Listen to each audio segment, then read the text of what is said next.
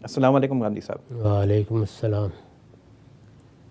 سر، علم کے حصول کا جو بنیادی مقصد ہے وہ یہی کہ ہم درست فیصلے کر پائیں، کسی بھی معاملے میں درست نتائج تک پہنچ پائیں۔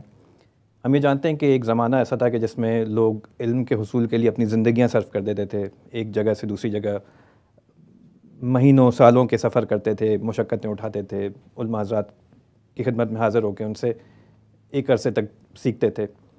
آج کے زمانے میں اس معاملے میں قدرے آسان معاملہ ہو گیا ہے کہ جب ہمارے ذہنوں میں کوئی سوال اٹھتے ہیں یا ہمیں کوئی فیصلہ کرنا ہوتا ہے تو ہم یوٹیوب اور ویکیپیڈیا اور اس طرح کی چیزوں کی طرف مائل ہوتے ہیں۔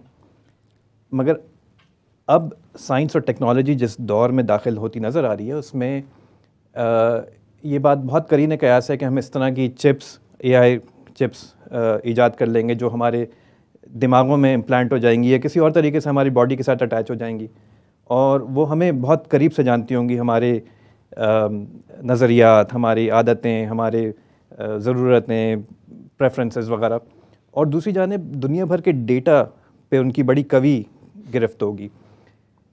اور جب ہمیں کوئی سوالات ہوں گے یا کوئی فیصلہ کرنا درپیش ہوگا تو وہ اس ڈیٹا کی بنیاد پر ہمارے سچویشن کے مطابق ہمیں بہت جلد پلک جھپکتے میں ہمیں ہمارے مطلوبہ نتائج تک پہنچا دیں گی۔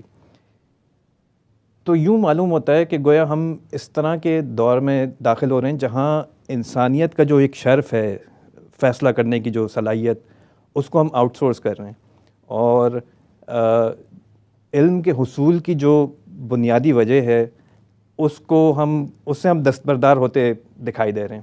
تو میں چاہتا ہوں کہ اس معاملے میں اس انسانیت کی اس ترقی کو آپ کس زاویے سے دیکھتے ہیں، اس پہ تھوڑا سا تبصرہ فرمائیں۔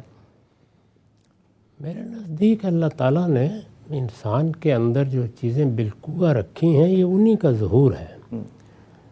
ایسا تو نہیں کہ اللہ تعالیٰ سے بغاوت کر کے انسان کہیں چلا گیا ہے اور وہاں سے یہ ایجادات اڑا لایا ہے۔ اللہ تعالیٰ نے انسان کو جو دماغ دیا ہے، سوچنے سمجھنے کی صلاحیت دی ہے، چیزوں کو ایجاد کرنے کی جو قوت دی ہے، وہی ظاہر ہو رہی ہے۔ اس کے ساتھ انسان کے پاس دو اور چیزیں بھی ہیں۔ ایک یہ کہ وہ جن چیزوں پر قدرت رکھتا ہے یا جو چیزیں کر سکتا ہے ان کے نتائج و عواقب بھی دیکھتا ہے، اور دوسری جانب اس کے پاس ایک حادثہ اخلاقی ہے۔ وہ یہ بھی دیکھتا ہے کہ یہ چیز اخلاقی لحاظ سے اچھی ہے یا بری ہے، یعنی اس کے اخلاقی نتائج کیا ہوں گے۔ پہلے یہ دیکھتا ہے کہ اس کے مادی لحاظ سے کیا نتائج نکلیں گے۔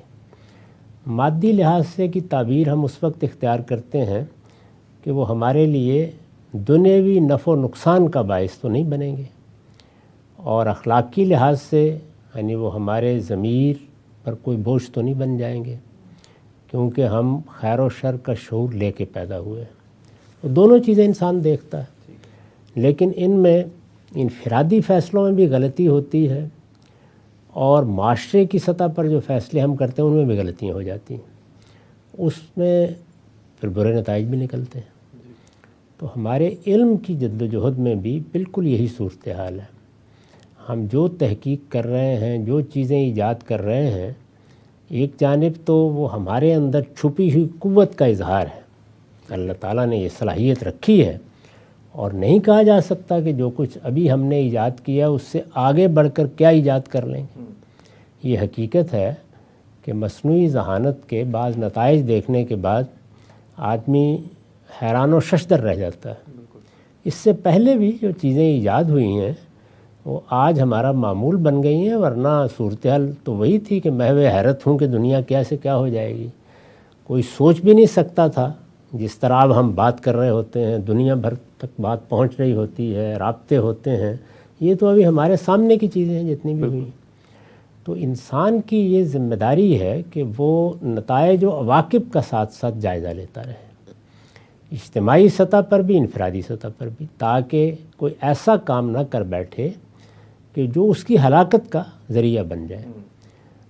ایٹم کی تحقیق یا ایٹم بم کی ایجاد یا اس طرح کے مہلک اسلحوں کی ایجاد اپنی ذات میں تو بہرحال ایک بہت بڑا حاصل ہے، لیکن انسان کی عقل اسے بتاتی ہے کہ اس کے نتائج کیا نکلتے ہیں۔ بالکل۔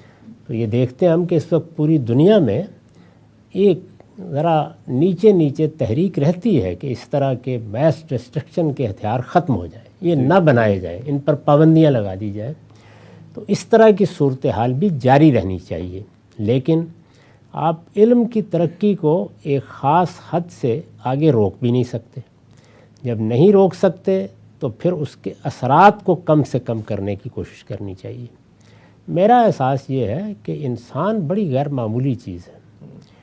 جب وہ اس طرح کی چیزیں ایجاد کر لے گا جو اس کی جگہ لینے کی صحیح کریں گی، تو دونوں میں سے ایک کام ہو جائے گا، یعنی یا خدائی فیصلہ صادر ہو جائے گا اس دنیا کے بارے میں، اور یا انسان یہ محسوس کر لے گا کہ اب اس کو اس سے آگے اپنی حفاظت کے لیے کیا کرنا ہے، اور جیسے ہی وہ اپنی حفاظت کے معاملے میں اندیشہ ناک ہو جائے گا تو ایسی صلاحیتیں اور قوتیں نمودار ہو جائیں گی خود اس کے اندر، جس میں وہ اپنے ہی بنائے ہوئے ان فتنوں کا مقابلہ بھی کر سکے۔ تو یہ دونوں باتوں میں سے کوئی ایک ہو جائے گی، اس لیے کوئی زیادہ فکر نہیں کرنا چاہیے۔ ٹھیک ہے سر، بہت شکریہ، بہت شکریہ۔